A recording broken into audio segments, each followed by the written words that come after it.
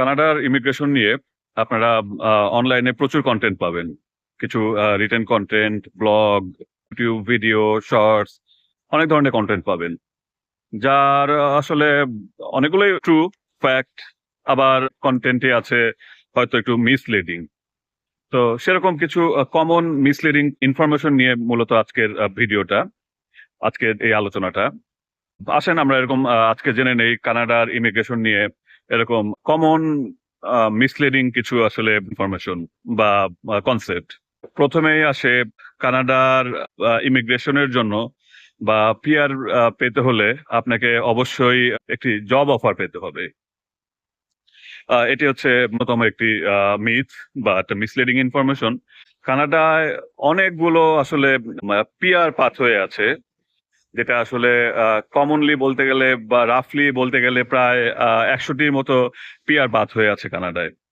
এ কথা এটা বলা যায় যে হ্যাঁ, বেশ কিছু পিআর পাথওয়েতে আসলে জব অফার একটি ইম্পর্টেন্ট ফ্যাক্টর। ভ্যালিড জব অফারের উপরে দেখা যায় যে বেশ কিছু পিআর পাথওয়ে ডিপেন্ড করে। কিন্তু অবশ্যই দরকার কথাটি ঠিক নয়। ইনফ্যাক্ট মেজর পিআর পাথওয়ে গুলোতে বেশিরভাগেরই আসলে জব অফার প্রয়োজন নেই। যেমন একটি অন্যতম জনপ্রিয় পিআর পাথওয়ে হচ্ছে এক্সপ্রেস এন্ট্রি। তো সেই এক্সপ্রেস এন্ট্রিতে আসলে জব অফারের কানাডিয়ান কোনো জব অফারে কিন্তু আসলে এভাবে প্রয়োজন নেই। কিংবা অনেক প্রভিন্সিয়াল নমিনি প্রোগ্রাম বা পিএনপিতেও আসলে জব অফারের ওরকম বাধ্যবাধকতা নেই। তো যারা বলে পেলে ভালো বা অনেক পাথওয়ে পিআর এ হয়তো পিআর পাথওয়েতে হয়তো সেটা রিকোয়ার্ড, কিন্তু সেটা কম্পালসারি না এবং 100% ক্ষেত্রে তো অবশ্যই না।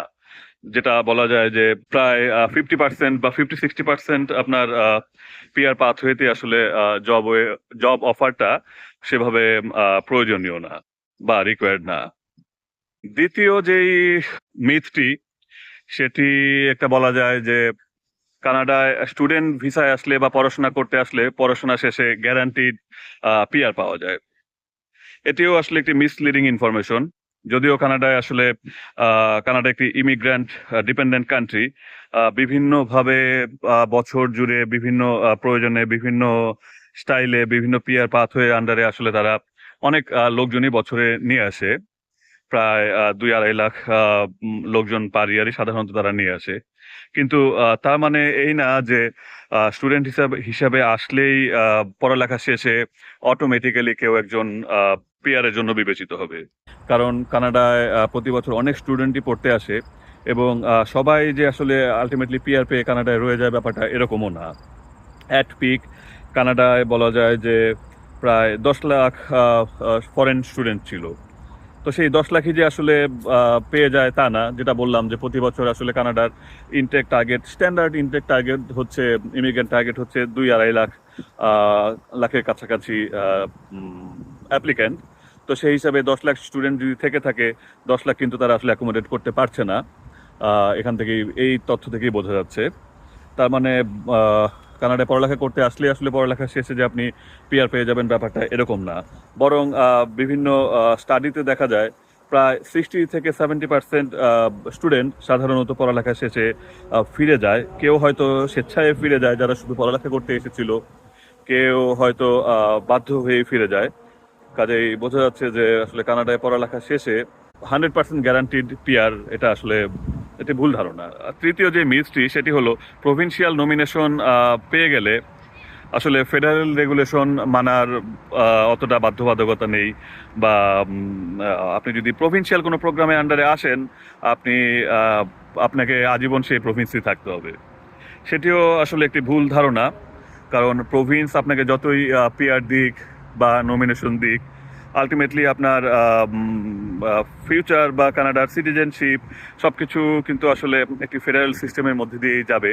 কাজে এই প্রভিন্স আপনাকে যাই করুক না কেন, আপনাকে প্রভিন্সিয়াল সেই রেগুলেশনের পাশাপাশি আপনাকে কিন্তু ফেডারেল রুলস অ্যান্ড রেগুলেশনটাও মানতে হবে। কিংবা যেটা বলা যায় যে অনেকের একটি ধারণা থাকে যে কোনো প্রভিন্সিয়াল নমিনেশন পেলে আপনাকে আজীবন সেই প্রভিন্সি থাকতে হবে। ব্যাপারটিও আসলে পুরোপুরি সত্য না। এটাও আমি আমার নিজের এক্সপিরিয়েন্স থেকেই বলতে পারি। সেটা হচ্ছে, আমি সাসকাচুয়ান ইমিগ্রেশন নমিনি প্রোগ্রামে আন্ডারে কানাডায় এসেছিলাম। তো আসার পর একটি জব অফার পাই, সেটা টরন্টো থেকে।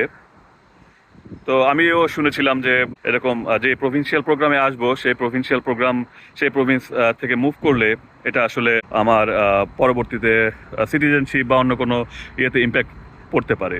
তো এই কনসেপ্ট থেকে আমি যখন সাসকাচুয়ানের রেসপেক্টিভ মিনিস্ট্রিতে যোগাযোগ করি এবং বেশ কিছু অনলাইনে সার্চ করি, কিন্তু আসলে কানাডায় কোথাও লেখা নেই যে আপনি কম্পালসারিলি সেই প্রভিন্সেই থাকতে হবেন, কারণ এটা কানাডার হিউম্যান রাইটসের যে মূল চেতনা তার পরিপন্থী।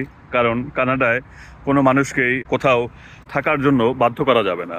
ইচ্ছা অনুযায়ী তারা কানাডার যে কোনো জায়গায় থাকতে পারে বা কানাডার বাইরেও চলে যেতে পারে, এটা বাধ্য করা যাবে না। তো আমার সেই চাকরি যখন পেলাম টরন্টো যাওয়ার জন্য, তখন আসলে আমি এটা নিয়ে বললাম যে রেসপেক্টিভ মন্ত্রণালয়েও যোগাযোগ করেছি, প্লাস হচ্ছে অনলাইনেও বিভিন্নভাবে যতটা পারা যায় আমি আমার মতো করে সার্চ করেছি, কিন্তু কোথায় কিন্তু আমি আসলে পাইনি যে আমাকে, যেহেতু আমি সাসকাচুয়ান প্রোগ্রামের আন্ডারে এসেছি, আমাকে সাসকাচুয়ানে থাকতে হবে। চতুর্থ মিথ যেটা বলা যায় সেটা হচ্ছে কানাডায় পিআর পেতে গেলে আপনাকে স্কোর বা সিআরএস স্কোর বা অন্য কোনো স্কোর আপনার অনেক হাই হতে হবে।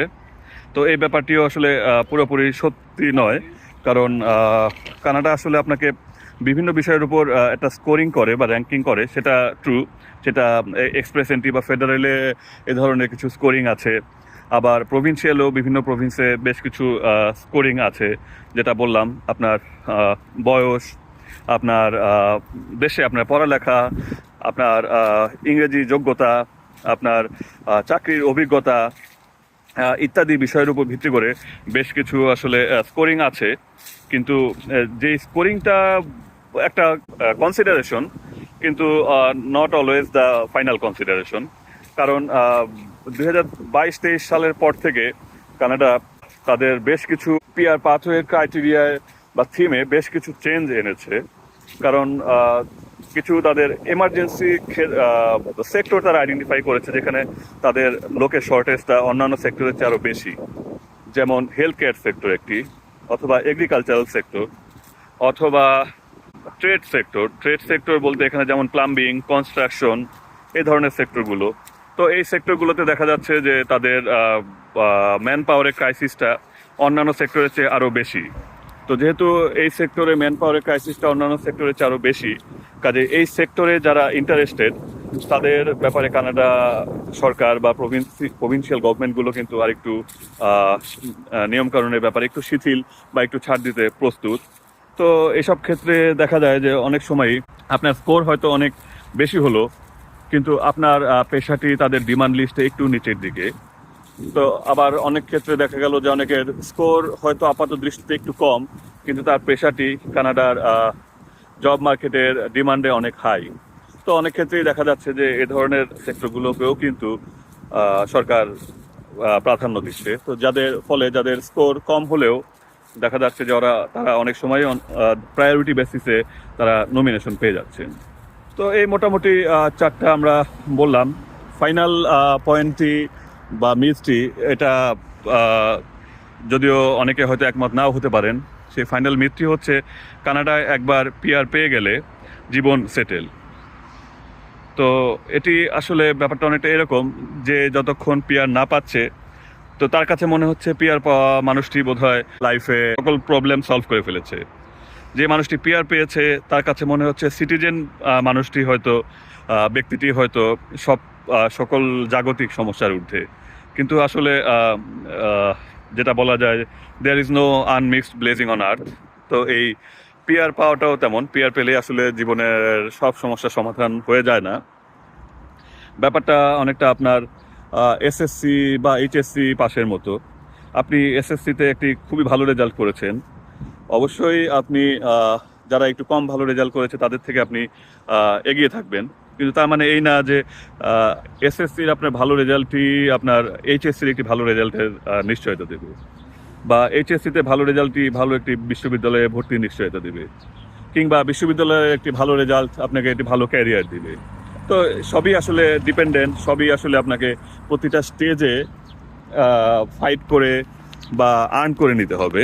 কাজেই আপনার পিআর পাওয়া মানে আসলে লাইফ সেটেল হওয়া না, আপনি একটি ভালো চাকরি পেয়ে যাওয়া না, আপনার একটি গাড়ি বা একটি বাড়ি হয়ে যাওয়া না, বা ফিনান্সিয়ালি সলভেন্ট হয়ে যাওয়া না পিআর পাওয়া মানেই। কারণ আপনার বাকি সব কিছু কিন্তু আসলে নিজের মতো করেই আবার স্ট্রাগল করে অর্জন করে নিতে হবে। তো এই হচ্ছে আসলে ব্যাপারটা, কোনো কিছুই গ্যারান্টিড না, আপনাকে আর্ন করে নিতে হবে। হ্যাঁ, হতে পারে আপনি একটু অ্যাডভান্টেজ পাবেন একজন নন পিয়ারের চেয়ে, একজন পিয়ার কিছু জব ক্ষেত্রে আপনি অ্যাডভান্টেজ পাবেন, গভর্নমেন্ট কিছু বেনিফিট আপনি বেশি পাবেন, কিন্তু সেই কম্পারেটিভ বেনিফিটটা আসলে কিন্তু কোনো অ্যাবসলিউট অ্যাডভান্টেজ না, সেটা আসলে আলটিমেটলি কম্পারেটিভ অ্যাডভান্টেজ হিসেবেই থাকে। আপনাকে বাকিগুলোও কিন্তু ইন্ডিভিজুয়ালি সময় সময়ে পরিশ্রম করে চেষ্টা করে আসলে ইন্ডিভিজুয়ালি অর্জন করে। তো এই বলা যায় যে মোটামুটি কালেকশনে 5টা ভ্রান্ত ধারণা ইমিগ্রেশন সম্পর্কে বা পিআর সম্পর্কে, যেগুলো আমরা কমনলি শুনে থাকি।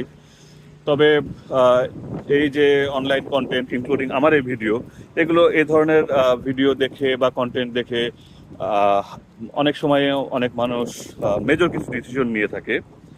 তো আপনাদেরকে অবশ্যই বলবো যে জানার চেষ্টা করুন, ইনফরমেশনগুলো ভেরিফাই করার চেষ্টা করুন।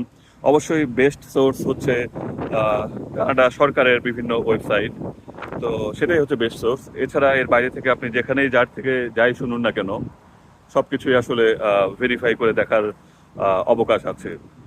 তো আজ এ পর্যন্তই, আপনারা সবাই ভালো থাকবেন।